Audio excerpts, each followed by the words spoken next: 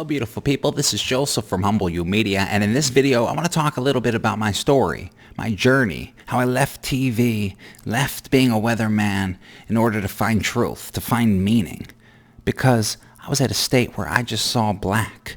I saw fakeness and meaninglessness, and I didn't see any reason for life to be worth it. What was the point? I see a lot of people in this state. They're looking for anything to give them some life, some meaning. In addition, there's a lot of people that have entered their self and then connected with Carl Jung, as I have. So I figure I'd share my story. You'll relate to many different parts of it. You'll get that Western civilization upbringing in modern times. And then you'll see how somebody can find that truth, can see the light, even when things are completely dark. I begin in childhood. I grew up in America, in New Jersey, and it's the typical Western family. I went to public school, weren't really spiritual or religious, but I did have an inner connection with myself. Before I went to middle school and into high school, I had this strong inner connection with myself, to the point where I was having visions of myself giving speeches in front of people, and I was doing the weather forecast, and it was just this really strong inner connection. I don't remember any being, I don't remember any form, I don't remember speaking to someone specific or a name, but there was something. Then I go through life, into middle school, adolescence, into high school, and I played on the baseball team, so I'm interested in women, I'm interested in partying, I'm interested in drinking. Didn't really do drugs, but you could see my libido starts getting trapped out in the world, and I'm losing that inner spirit, that inner connection, that inner child is being lost as I'm outwardly extended into the world. And another interesting thing about my journey was I grew up right when technology was booming. I was born in 1991 and graduated high school in 2009. So in between that time, you see the cell phones were coming through, and the computers were being made, and video games were booming, and the socials started popping up. MySpace, and then Facebook. And it was unbelievable to see it all come in and consume everyone's attention. I remember the parents, they'd say, oh, the kids, they don't pay attention anymore. They're in their phones, and it's ruining their minds. And now all the parents are, but that's a side issue. So I grew up in such an interesting time with the technology boom, and everything was really grasping our attention. And you see even more, especially as an adolescent, more distractions, more movement, and everything was just so fast and so quick. So I'm growing up, going into college, and I have a baseball scholarship. So I'm feeling really good at this point. And you could see I had a strong ego, an inflated ego. And then all I had to do was survive my senior year and finish out the season. And I was going to head to college and play baseball and study business. And then one of my last games, boom, my first tumbling. I got injured during a baseball game. It was a career-ending injury, as they would say. I broke my fibia and tibia. It was a compound fracture. It was a mess. But that set me off balance. I was offset. I was so focused in the world. I was so drawn towards these objects and women and clothes and looking good and, the whole thing. And I finally got humbled. And it brought me back to that inner child, my youth. And I'm thinking, I really love the weather. The only reason I didn't go into it was because of baseball. Because I got all trapped up in high school. Because somebody told me it's going to be too difficult and the schoolwork's almost impossible. So what I did was, I took a chance. I said, why not? And I headed off from New Jersey to Vermont. And if anyone knows what Vermont's like, it is a whole different state than New Jersey. It's mountains, it's openness, it's freedom in a sense. It's slower, it's calmer. New Jersey's all over the place, and this is and that's, and reactions, and anger, and the Jersey Shore, and the whole scene. So I go to Vermont, and I feel like that's the first time, I didn't notice it then, of course, but it's the first time my spirit, my soul started opening, started to calm. I think this is really important because our times are so quick, whether it's the frame rates or the TikToks, the quick reels. Everything's moving so quick. When everything's moving like that, all you could do is just pick up little parts here and there. You can never truly see a whole.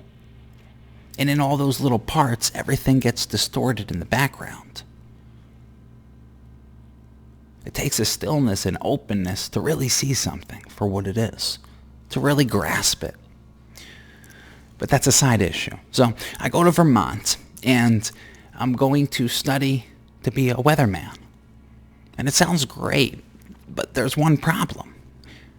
I have extreme anxiety. So how am I going to go on TV and give a weather forecast live if I'm anxious? One moment of anxiety, one moment of you thinking, oh, did I say that wrong? Or what am I doing? Or, are my shoes tied? One moment and you're done. It's over. You lose the whole newscast.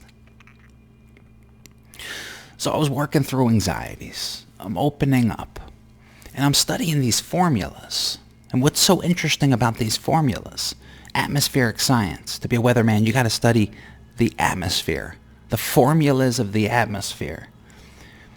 And it was some of these formulas where if something was a degree off, or if one of the variables was a little bit this way, or a little bit that way, or a little warmer, a little cooler, or a little bit more mass, every formula, it seemed, was just intelligent to a point where it's impossible that it's all random.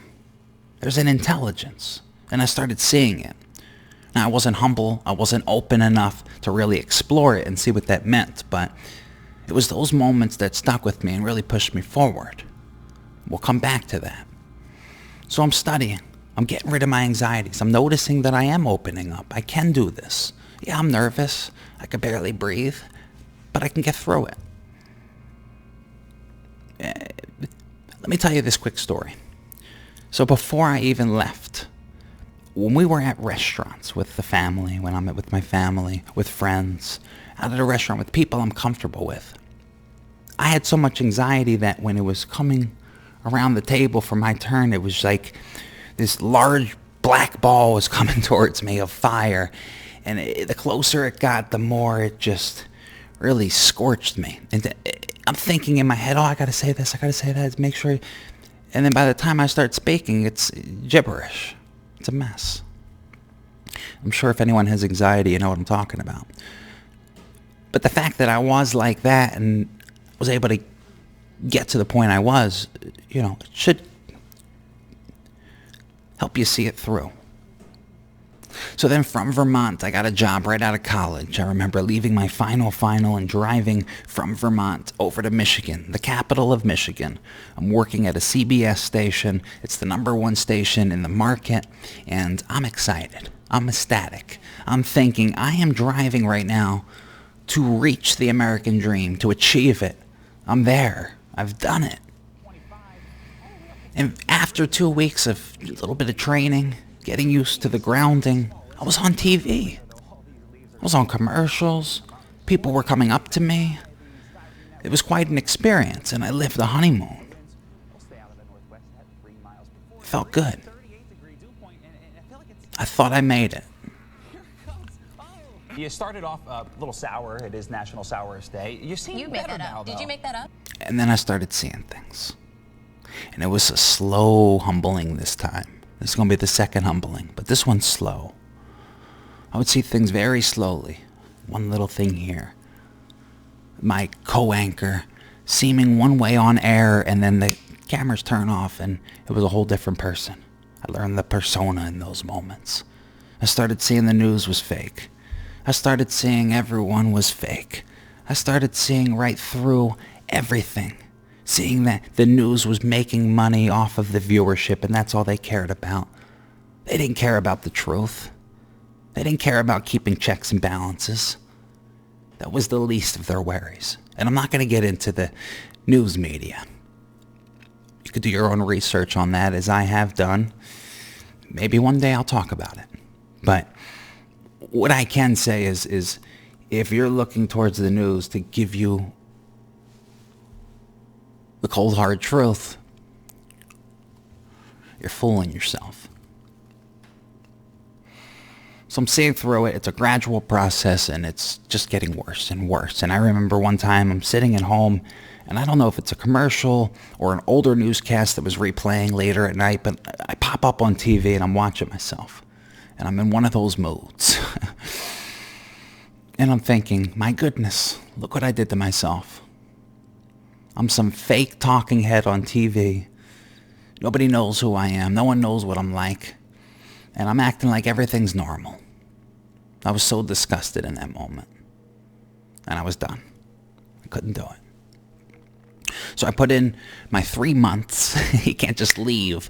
There's not many weather people, even on the team, let alone applying for jobs. So I had to stay for 3 months and train somebody. But what's so interesting about that is in those 3 months, I was starting to go to church.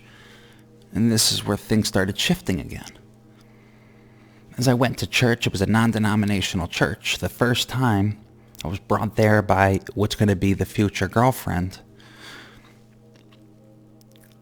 I remember it was a whole different scene.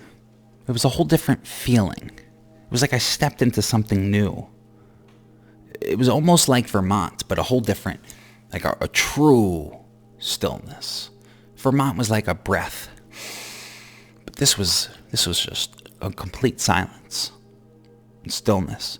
And I felt so different in that moment that I started going back to church and get into the spiritual aspect of life. And people started coming up to me and saying, oh, God's leading me to come to you and talk to you.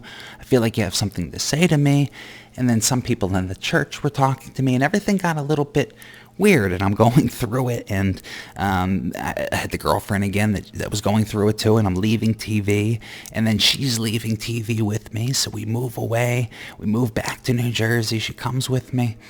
We're settling in, and then I'm starting to see little cracks in the church. People are putting on that sort of same persona as I saw on TV. And yet again, I'm sitting here like, am I going to go right through and see right through this again? Is anything true in this world? And now it's just a sort of, all I have is her. But it felt good. I feel like we could do it. I'll get a job. I'll have kids. And move on, live the normal life. And then one day she went to work. And I'm waiting for her to get back. And she never came back. I got a text message. I think it was 1 or 2 in the morning. And it was, it's over. I'm not coming back. So I couldn't believe it. Now this is the third humbling. So the first humbling was another quick one. It was a quick humbling, moved me somewhere else. The second one was gradual. That was my awakening. That was my ego starting to see things. Starting to see through it. The illusion. The Maya. The fakeness. And then I felt like I was in love. This is the one. This will bring me through life. This one was another sudden one. But now I'm at a point where I got nothing. I tried the professional world. That didn't fulfill me. I tried the relationship. I was left. I tried the spiritual route. It didn't work.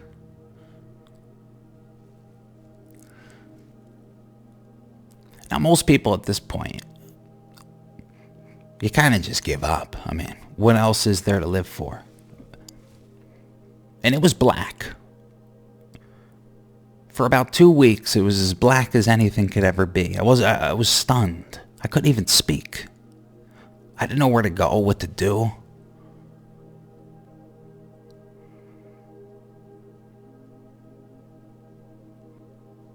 This is where everything gets very interesting.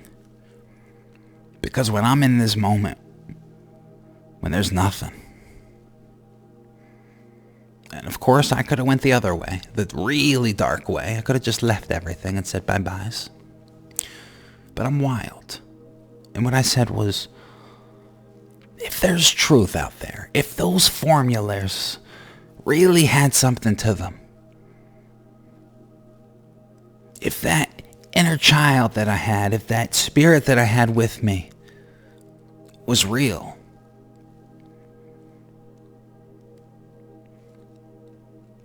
then I'm in the best position to get to know it. Because I got nothing. So what I'm going to do is I'm going to make sure there's completely nothing around me. No friends, no more girls, no more nothing. I'm leaving the world. I'm staying in America. I'm not going to go travel on my foot for enlightenment. I'm going to stay in America. But I'm just going to remove everything. No more entertainment. No more TV. No more watching movies. No more listening to music. Nothing. Just a complete stillness and silence. Because I knew if there was something out there, that would do it. No teachers. No books. Nothing. No one.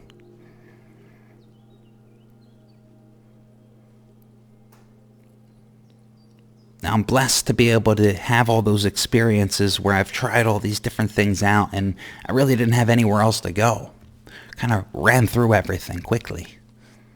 Burnt through all the desires, all the libidos outwardly gone.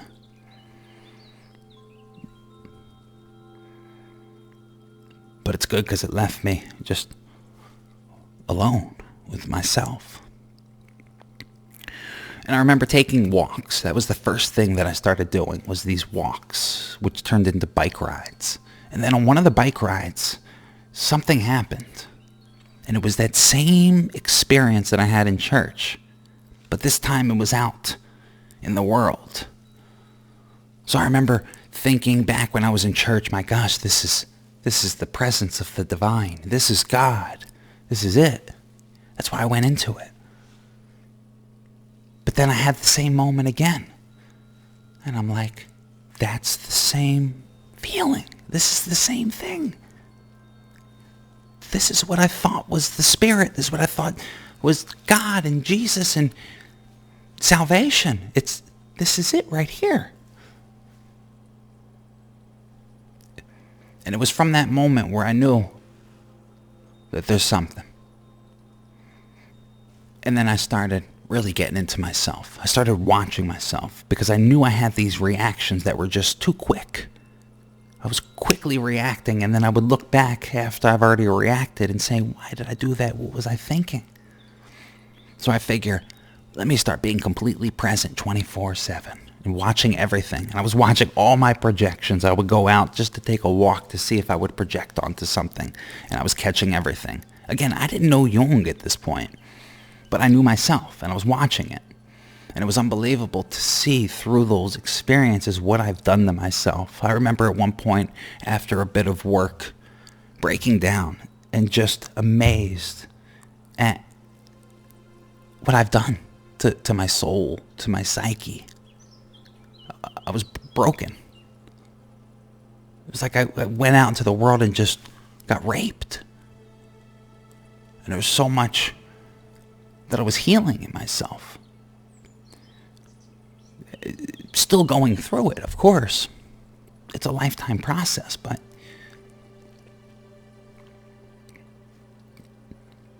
it's humbling to see those projections, to see what I've done to myself.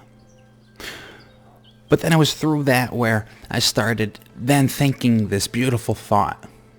I said, if I done this to myself, and all these other things have caused me, such as almost like an ADHD-ness, with all the movements and everything's moving all over the place. And I knew that I needed to slow down. So I figure, if I did this to myself, then I got to do opposite to reverse it. If I built it, I could destroy it.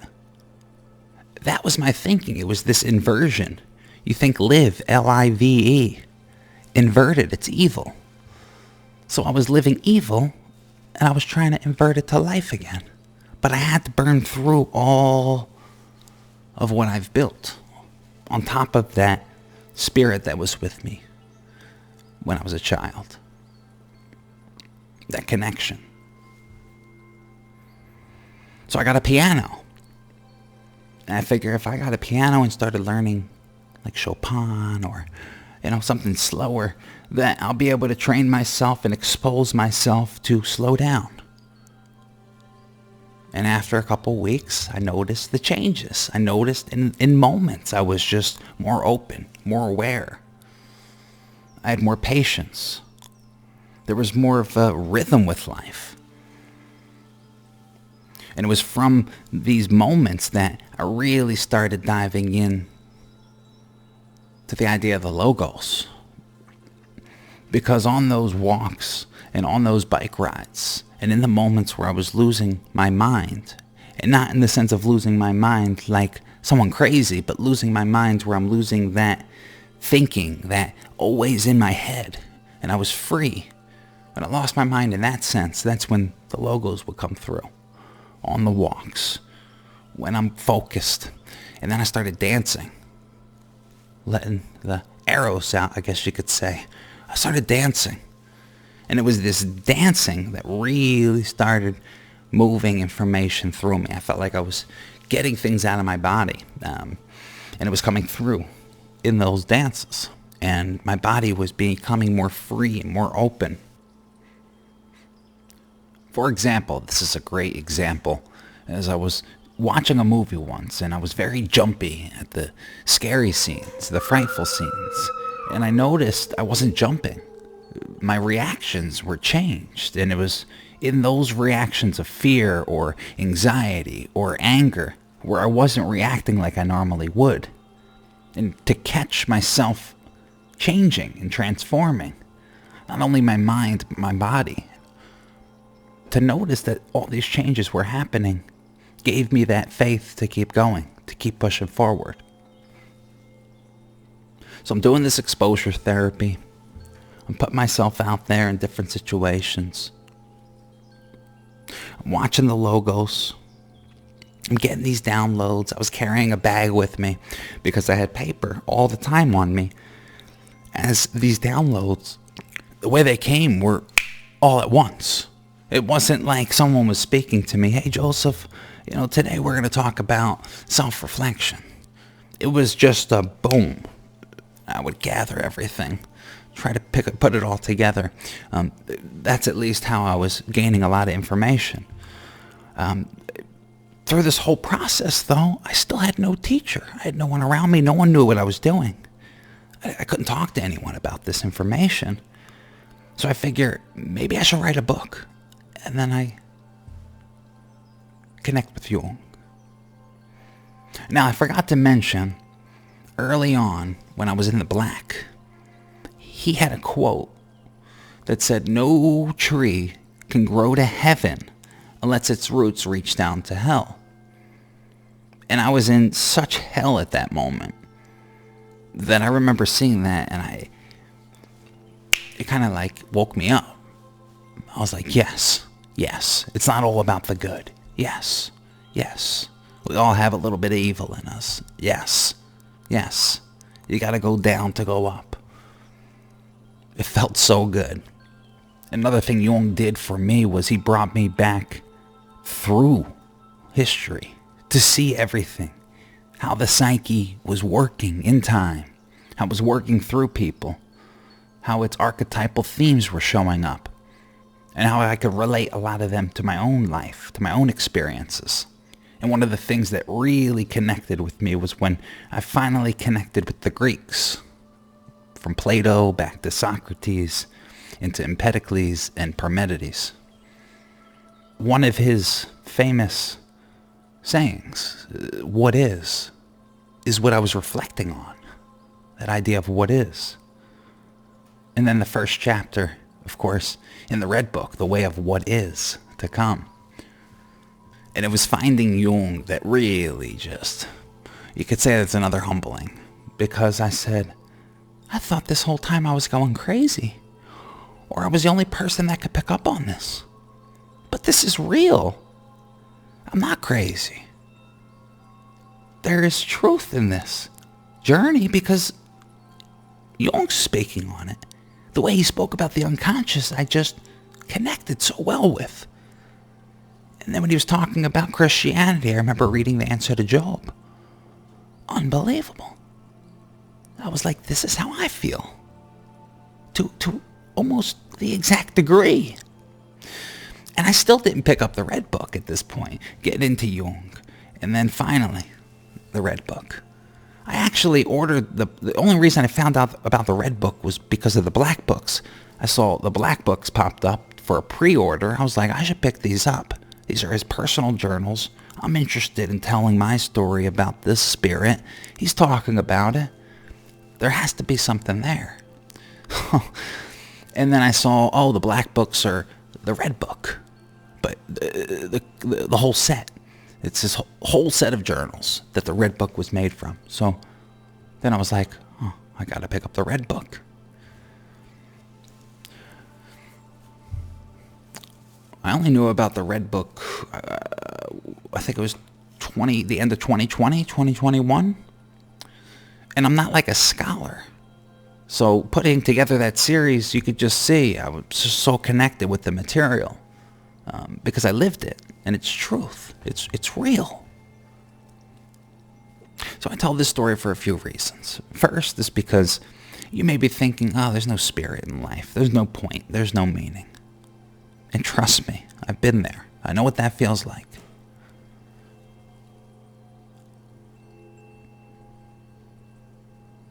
And look at me today. I'm talking about meaning. I'm talking about an experience that led me to Jung, experience that a lot of other people have had that I've talked to. I'm talking about something that's real. In a world where everything is just so superficial, so fake. This is substance. And it gives you a whole new appreciation of life. It lets you see people for their self, not their ego. You don't get distracted by the ego. You go right through. You go right into the essence.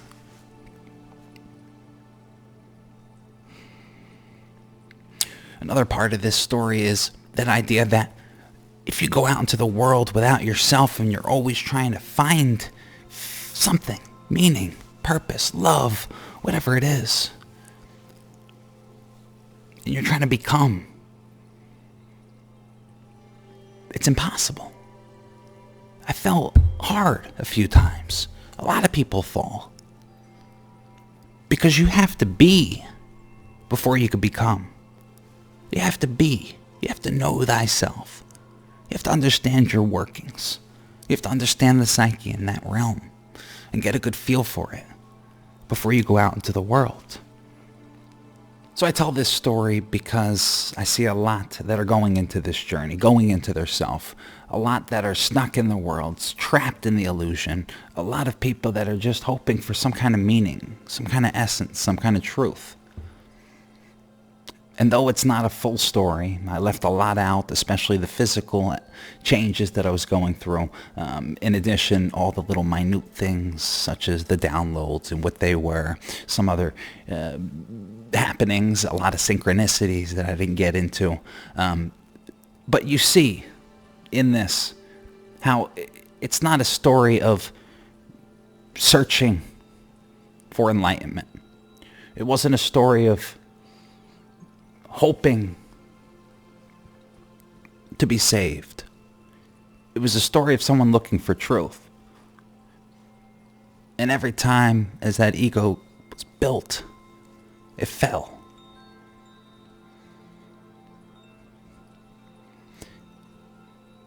And how even if it falls, there's still hope.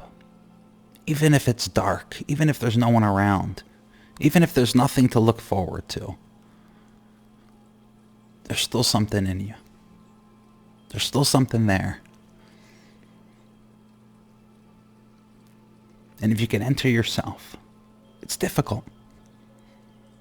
But if you could do it, and you start tasting it, you start seeing it, it'll lead you along the way. So wherever you are, don't lose hope, and know thyself.